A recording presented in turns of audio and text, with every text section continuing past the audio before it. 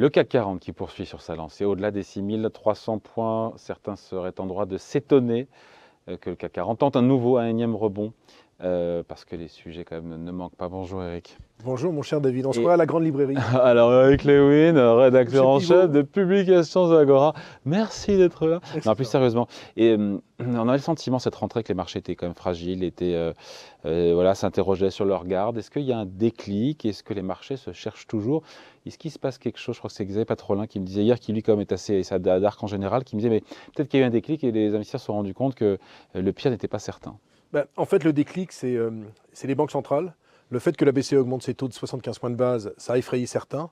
Mais on s'est enfin dit que les banques centrales prenaient la mesure de l'inflation. Vous savez, toute la polémique l'année dernière avec Powell en novembre, où il disait que l'inflation était transitoire. Ouais. Là, on se rend compte depuis, il y a eu le mea culpa. Que la Fed et la BCE feront tout pour lutter contre l'inflation. Excusez-moi, ce n'est pas de nature à être positif pour les marchés boursiers, des taux qui sont beaucoup plus élevés. Parce qu'on avait le sentiment avant qu'il y avait du flottement. Qu'il y avait du flottement qui ne comprenait pas. Vous savez, sur les marchés financiers, vous connaissez ça aussi bien que moi, voire mieux.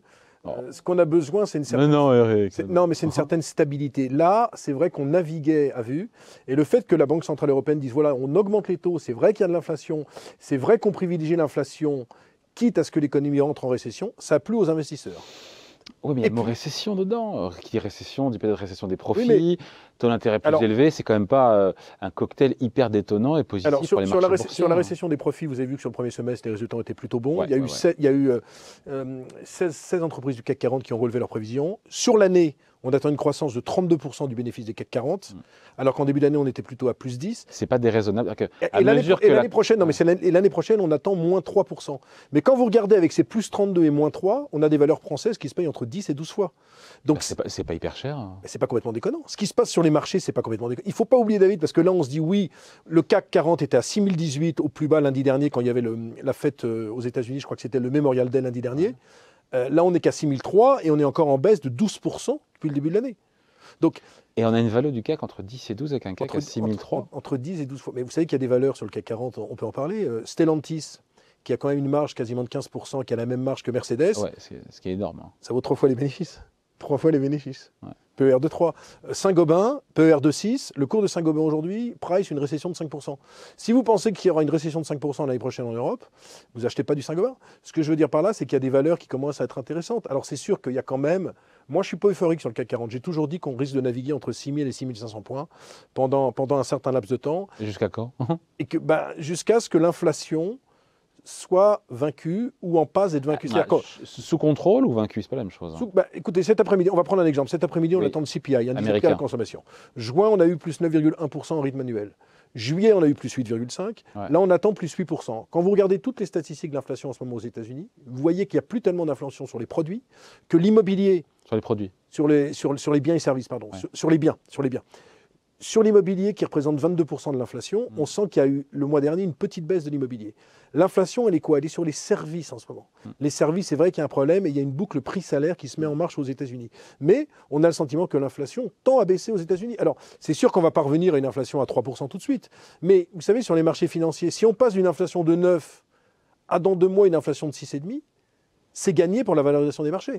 C'est-à-dire que évidemment que l'inflation va passer de 9 à 2%, mais vous savez que la bourse est l'école des anticipations. Oui, mais si, en termes de taux, si les anticipations, ce sont des taux Fed Fund à 4 ou 5% d'ici 12 à 18 mois, est-ce que les marchés boursiers vont s'en accommoder? Je ne sais pas où seront d'ailleurs l'équivalent en taux BCE, en taux directeur. Regardez, on attend encore peut-être 75 points de base de hausse des taux le 21 septembre lors de la prochaine réunion de la Fed. Le 10 ans américain est à 3,30, ce qui n'est pas complètement une hérésie. Et les marchés ne sont pas effondrés. C'est-à-dire que ma grande question, c'est est-ce que ces news ne sont pas intégrées dans les valorisations actuelles? Les futures hausses de taux à venir. Les futures hausses de taux, la politique zéro Covid en Chine qui met quand même les groupes de luxe à mal, parce que depuis le début de l'année quand même, les groupes de luxe c'est entre moins 10 et moins 20, avec le summum pour Aston Martin qu'il faut recapitaliser, qui perd 70%. Donc est-ce que c'est pas déjà intégré, la politique zéro Covid, que le fait qu'il n'y ait pas 5,5% de croissance en Chine, mais simplement 3,2% cette année? Est-ce que c'est pas déjà intégré dans les cours de bourse, qu'on aura sans doute une récession en Europe?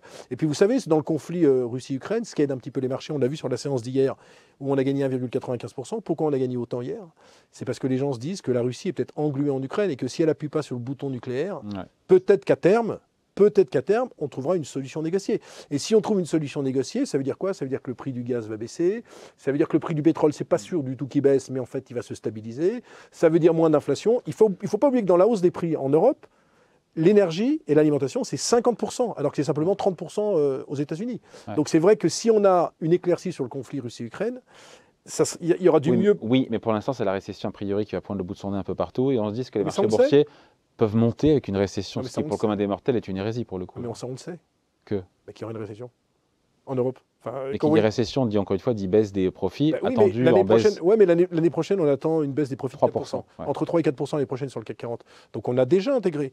Ce qui n'est pas intégré, c'est une très forte récession. C'est-à-dire que si vous me dites, écoutez Eric, j'ai lu une étude, il y a une récession de 5% l'année prochaine, je suis d'accord, c'est pas intégré. Maintenant, si on a une espèce de récession technique liée à l'énergie, liée à une ponction du pouvoir d'achat des ménages, peut-être que les marchés ne vont pas fortement baisser. Et puis vous avez vu qu'il y a quand même le bouclier tarifaire, on fait tout, notamment en France, pour faire en sorte que l'inflation ne soit pas trop élevée. La pilule passe Ça nous bien. coûte des fortunes, je crois que ça vaut déjà 24 milliards d'euros. Le gouvernement s'arrache les cheveux là-dessus, mais on fait tout pour que l'inflation ne soit pas trop élevée. Qu'est-ce qu'il faut, et on finit là-dessus Eric, pour que les marchés boursiers CAC 40 finissent bien l'année? Un petit mot de l'euro-dollar, c'est connecté, on se rend compte de l'évolution entre l'euro-dollar et le CAC 40. Quand l'euro remonte, le CAC 40 remonte. Ouais, enfin, on était à 0,9850, là on doit être à 1,02. Ouais. La grande problématique sur l'euro-dollar, Il y a une corrélation entre les deux? il y a une petite corrélation. Mais vous savez, c'est comme à la grande époque, on disait que quand l'euro baisse, toutes les valeurs liées à l'euro, c'est-à-dire qui bénéficiaient de l'euro, explosent. Or, par exemple, depuis le début de l'année, toutes les valeurs qui sont liées à l'euro ne montent pas. Interparfum, Sodexo, toutes ces valeurs ne montent pas, elles sont même plutôt en baisse. Donc il y a moins de corrélation qu'avant.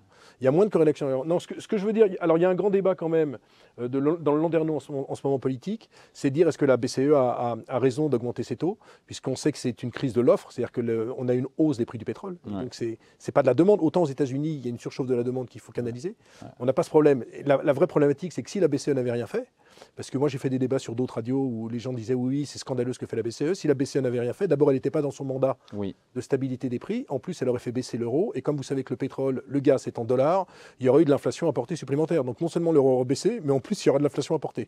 Donc c'est pour ça que la BCE a eu raison d'agir. Maintenant, est-ce que ça va aller très loin? Je ne suis pas sûr. On n'est pas du tout dans l'époque, Marc en parlait tout à l'heure, dans l'époque 1980. Je vous rappelle qu'en 80, Paul Volcker, qui était patron de la Fed, avait augmenté les taux d'intérêt aux États-Unis à 20% même. Et donc, il y avait une récession, je crois qu'on avait eu un deuxième trimestre 81 à moins 8 ou moins 9 en rythme annualisé, avec un chômage qui était remonté à 11,5%. Ouais. On n'est pas du tout dans ce cas de figure. Donc, faut pas non plus. Moi, je ne dis pas que le CAC va prendre 25% d'ici la fin de l'année, David. Moi, j'ai le sentiment quand même que les mauvaises nouvelles sont largement intégrées dans les cours. Et à moins d'une énorme surprise, genre des élections de 25 septembre en Italie, où il y a une envolée de l'extrême droite qui dit je ne veux plus entendre parler de l'euro, qu'il y a une dislocation de la zone euro, ou bien de grosses problématiques avec l'arme nucléaire de la part de la Russie, je ne vois pas de raison qu'on s'effondre. Maintenant, est-ce qu'on va progresser fortement? Je crois que le juge de paix, ça va être les résultats des entreprises américaines et européennes qui vont être publiés à partir de la mi-octobre. C'est vrai qu'on a des résultats attendus en très forte hausse. Il ne faudra pas que ça déçoive. Mais il faudra que ça déçoive. Mais d'un autre côté, quand vous regardez les plus 30%, dans les plus 30%, il y a des contributions exceptionnelles de Total Energy et d'Engie.